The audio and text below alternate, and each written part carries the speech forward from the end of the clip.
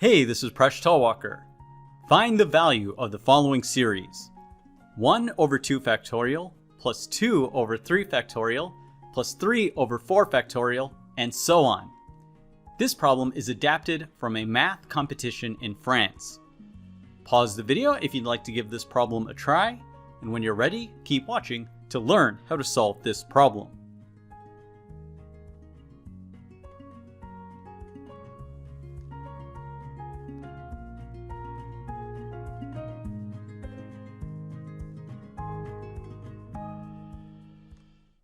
I will present 3 different ways to solve the problem. Let's get started using mathematical induction. To find the value of this series, we'll take a look at the partial sum up to n terms. Let's get started by evaluating some examples. S1 is equal to 1 over 2 factorial, and that's equal to 1/2. S2 is equal to S1 plus the next term, 2 over 3 factorial. We then simplify this and we get S2 is equal to 5 over 6. We then calculate S3. It's equal to S2 plus the next term, 3 over 4 factorial. We simplify this and we get S3 is equal to 23 over 24. We can now see a pattern in the partial sums. S1 is equal to 1 minus 1 over 2 factorial. S2 is equal to 1 minus 1 over 3 factorial, and S3 is equal to 1 minus 1 over 4 factorial. So we can speculate that Sn is equal to 1 minus 1 over n plus 1 factorial. We'll use mathematical induction to prove this. We've already tested the base cases of n is equal to 1, 2, and 3. Now, supposing that Sn is true for some value n is equal to k, we want to show that if sk is true, then sk plus 1 is true. So let's do that step. So we can write sk plus 1. That'll be equal to sk plus the next term, which will be k plus 1 over k plus 2 factorial. By the induction hypothesis, we know the formula for sk. It is equal to 1 minus 1 over k plus 1 factorial. Now we'll do a trick. This term will multiply by k plus 2 over k plus 2. We'll do this because then the denominator will be equal to k plus 2 factorial.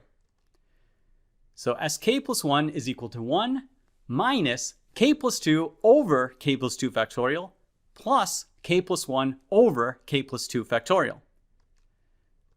We can then sum the numerators of the last two terms, and this will be equal to 1 minus 1 over k plus 2 factorial. This is exactly what we wanted to prove. So we've shown that the induction formula is true. So this formula is in fact the partial sum up to n terms. From here, we want the value of the infinite series, which will be equal to the limit as n goes to infinity of Sn. And we look at this term, as n goes to infinity, this term will go to 0. Therefore, the limit as n goes to infinity of Sn is exactly equal to 1. Thus, the value of the infinite series is equal to 1. This is the first way we can solve the problem. Now let's use a telescoping sum.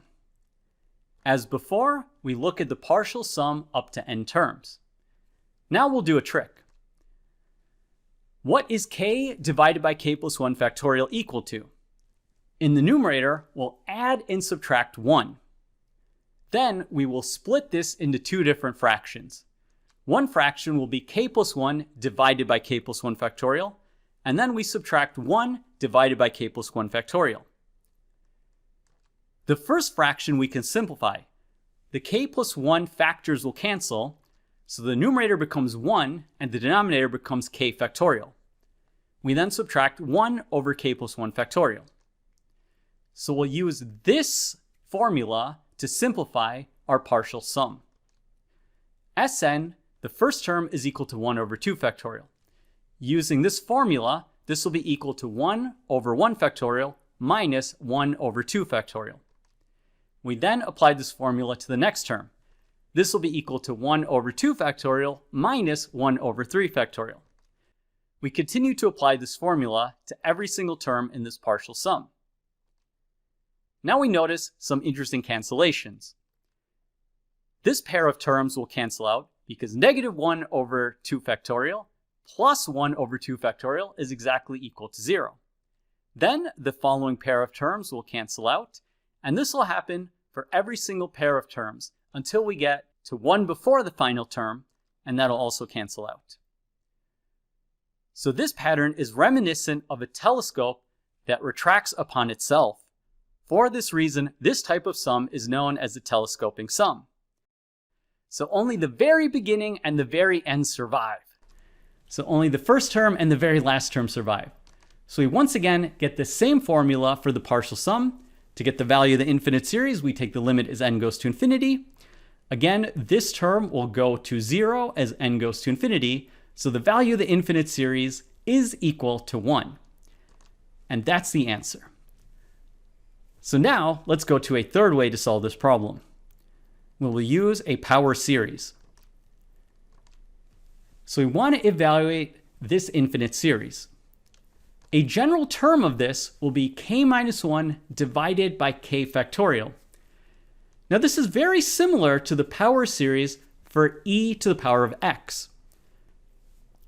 So we want to modify this power series because we need, instead of k over k factorial, we need k minus 1 over k factorial.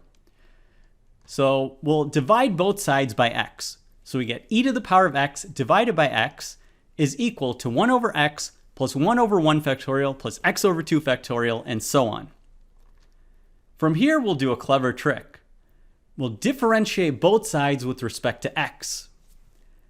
The left-hand side will use the quotient rule. So we get e to the power of x minus x times e to the power of x all over x squared. And on the right-hand side, we'll differentiate term by term. We get negative 1 over x squared plus 1 over 2 factorial plus 2x over 3 factorial, and so on. Now we will evaluate this at the value x is equal to 1. We'll do that because we'll get exactly s, and I'll show you in a second. So if we substitute x is equal to 1, on the left-hand side, we get e to the 1 minus 1 times e to the power of 1 all over 1 squared. Then we substitute x is equal to 1 on the right-hand side. So let's simplify the left-hand side. The left-hand side will become e to the power of 1 minus e to the power of 1 all over 1. E to the power of 1 minus e to the power of 1 is equal to 0. So the left-hand side becomes 0. On the right-hand side, we'll simplify. The first term is negative 1 over 1.